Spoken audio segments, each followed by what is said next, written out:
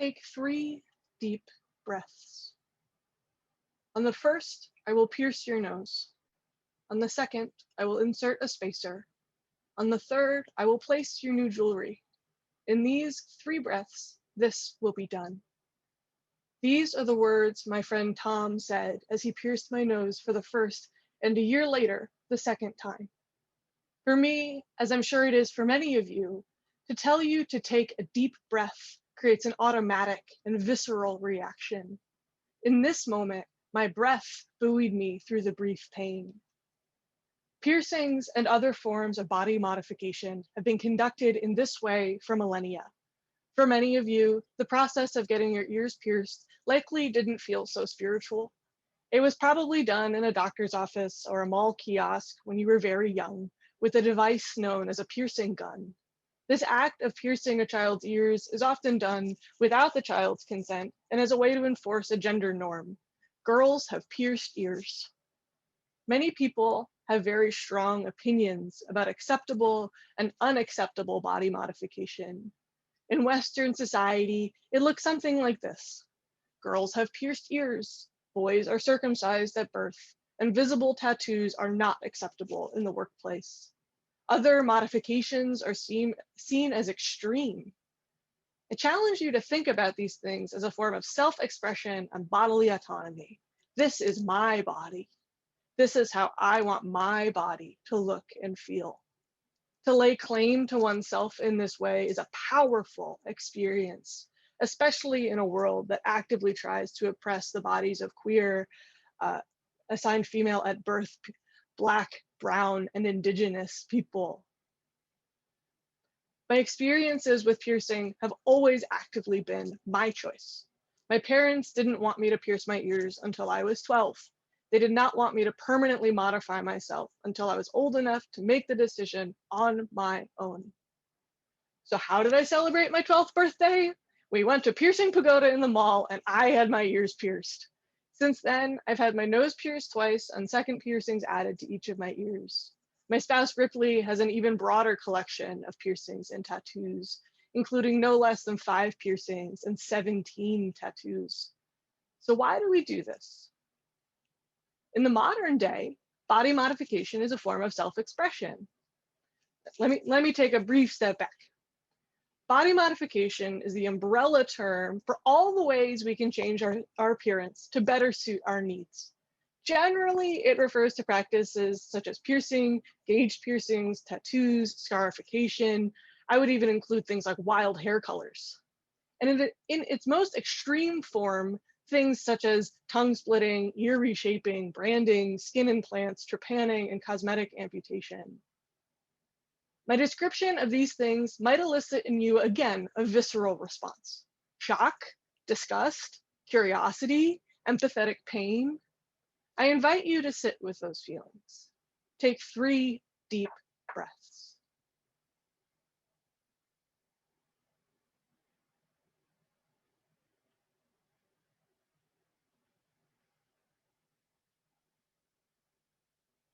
You may be asking yourself, why would someone do that to themselves?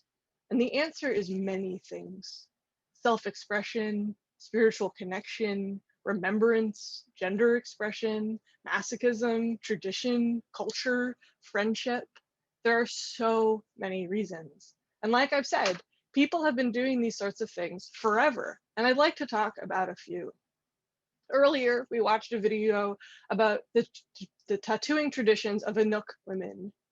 These tattoos represented their accomplishments, their status as women, and their strength. A unique aspect of their tattooing tradition is that the practice is for women by women. As we heard the elder Mary Kudlak say, upholding this tradition helps her feel connected to her grandmother and other women who have come before her. For them, this physical reminder helps them feel the interconnected web more deeply. Their tattoos are their ancestry and their stories. There are several body modification practices that have existed in many parts of the world simultaneously for a variety of reasons. One example is stretched ears, also called gauged piercings. This tradition is so old that even Otzi the Iceman, The famous frozen mummy who died 3,500 years ago had stretched ears. They measured to a 0 gauge, or 5/16 of an inch by modern standards. King Tutankhamun had stretched earlobes. Another example is the people of the Lahu tribe of Thailand, who stretched their ears because they believe that ears are a sacred part of the body. They wanted to adorn them with as much jewelry as possible as a way to honor them. And this is a practice that they continue today. Similarly, as a rich prince, Gautama Buddha had his earlobes weighted down with jewelry made of precious stones or gold. Later, when he renounced his title and his wealth, his earlobes had been permanently stretched. Ever since, statues of the Buddha depict his jewelryless, stretched earlobes as a way to tell the story of his self-sacrifice. The spiritual rituals around body modification are not all ancient. In modern times, tattoos have held significance and have often been used as talismans. For example, sailors would get a pig and a rooster tattooed on each of their feet in order to ward off drowning. Roses have been a popular motif in American traditional tattooing for a long time. The common meaning of roses as a symbol of love and passion persist. However, the specific meaning of each rose tattoo can change based on its color, the phase of the bloom, and the number of petals. For example, a pink rose bud might represent a young love, or a large red rose would represent a great passionate love. But it must be said that tattoos have, as tattoos have become more common, the meanings of these symbols are personal. Apologies, my headset died. It must be said that as tattoos have become more common, the meaning of these symbols have become more personal to the artist and to the wearer. So far, many of the examples of body modification I have shared have been forms of self-expression, acts done by individuals with consent, celebration, and sometimes reverence. But I would be remiss if I did not at least briefly discuss the ways that body modification have been done to take away someone's bodily autonomy instead of reinforce it. Body modification also exists in some of the darkest periods in the history of humanity. Enslaved people were often branded with hot irons or tattooed as a permanent mark from the people who claimed their bodies as their own. Victims of the Holocaust were tattooed with serial numbers on their arms in order to catalog them. Genital mutilation has been practiced on children across the world for millennia. These practices are meant to permanently change someone's body. They are an expression of power and oppression. These techniques are used because they are effective. The connection between our bodies, our minds, and our spirits is hard to deny. In contrast, many people use body modification as a way to reclaim their bodies after a traumatic event. These forms of self-expression help them reconnect with themselves and feel more at home.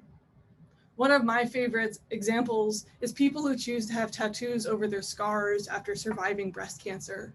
Some opt for a realistic representation of their anatomy, and others choose all sorts of wild colors and motifs. These more anatomical tattoos used to be done by a surgeon during the breast reconstruction surgery. But in the last few years, tattoo artists all over the country have been answering the call and offering skilled, free tattoos for breast cancer survivors, whether they want something that looks realistic or something that looks a little bit more fantastical. I pierced my nose because as a child, I broke it. As my body grew, it grew in a way that I didn't like. So I view my nose piercing as sort of a type of kintsugi, right? The Japanese practice of fixing a broken thing with gold to make it more precious. My piercings are a way that I have reclaimed that part of myself. For the uninitiated, tattoos and piercings often again evoke the question, don't they know that they will have that for the rest of their lives? There is something in the permanence of tattoos that makes people pick their heads up and think about the length of life and the way that they will age. Their permanence makes us think about legacy. As a craft, tattooers pride themselves on making tattoos that age well. People with tattoos often meet this feeling with varying levels of reverence. I know people where every tattoo has meaning. There is pride and purpose in its permanence. And I know others on the other end of the spectrum. There is joy and independence in the lack of meaning. Having something beautiful or funny or cute or ugly is enough. I've spoken so much today about the wounds we make, but what about the healing? As we heal the skin, we care for it so carefully. I have watched my spouse try so many balms and salves to heal their tattoos. I have helped them change dressings and get comfortable in the middle of the night when the itchy phase of healing a days-old tattoo is raging. This part is often the hardest part. The immediate pain is brief, but the healing takes days, and then slowly this changed part of yourself is now just yourself. The skin heals and it is ready for the salt of the sea and the light of the sun, but it is still fragile. I take my earrings out before I sleep. Tattoos must be protected with sunscreen. These wounds implore us to take care of ourselves. When it comes to the wounds of life, how do you care for yourself? Do you try to rush your healing, or do you sit with the discomfort? How do you soothe the parts of yourself that were once different? This sermon was titled after one of my favorite quotes by the poet Rumi. The wound is the place the light enters you. Life is hard, and a life well lived will include many wounds along the way. Often in painful times, I feel the light, the spirit, love enter my life in new and astounding ways. It is impossible to go through life and not be wounded, and to try to protect ourselves completely would also mean we never feel the sun on our skin either. The scrapes and bruises of our souls help us to learn and grow.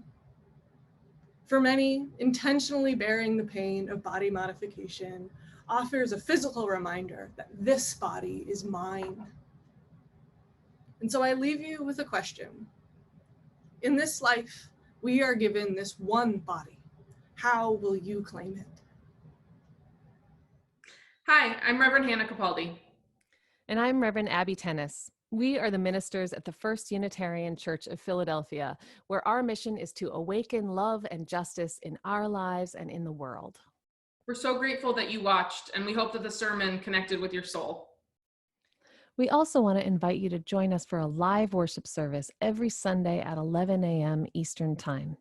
You can always find the link to that service on our website at www.philauu.org. In these services, you'll hear words like you've just heard, and you also get a chance to greet one another, pray together, sing together, and we even hold a virtual coffee hour after services to get a chance to greet some new and old friends. If you want to support the mission of this community and you feel moved to give, you can do so by going to the website that Reverend Abby just mentioned. You can find that link below, or you can text 215-709-5095 and follow the prompts to give. If someone in your life needs to hear these words today, we encourage you to share this video. And again, thank you so much for watching. We hope to see you soon.